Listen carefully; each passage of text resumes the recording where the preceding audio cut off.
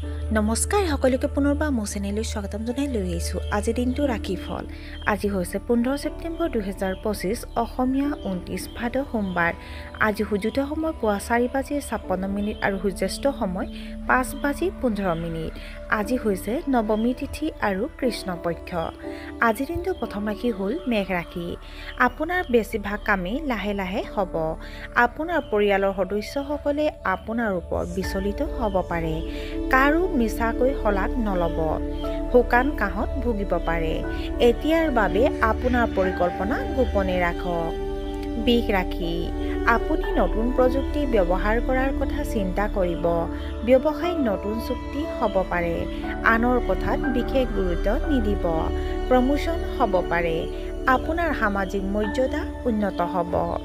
মিথুন ৰাশি দৈনন্দিন কাম কাজ সুষম কৰি ৰাখিবলৈ চেষ্টা কৰক কিবা কাৰণত খং উঠিব পাৰে আপোনাৰ মনত এটা দান বৰঙণিৰ অনুভূতি থাকিব আপোনাৰ অভ্যাসত আপোনাৰ পৰিয়ালৰ লোক বিচলিত হ'ব আজি এই ব্যায়াম কৰিব লাগিব কৰ্কট ৰাশি আজি আপোনাৰ পেটত এচিডিটি হ'ব পাৰে কথা বতৰাৰ জৰিয়তে সমস্যাবোৰ সমাধান কৰিব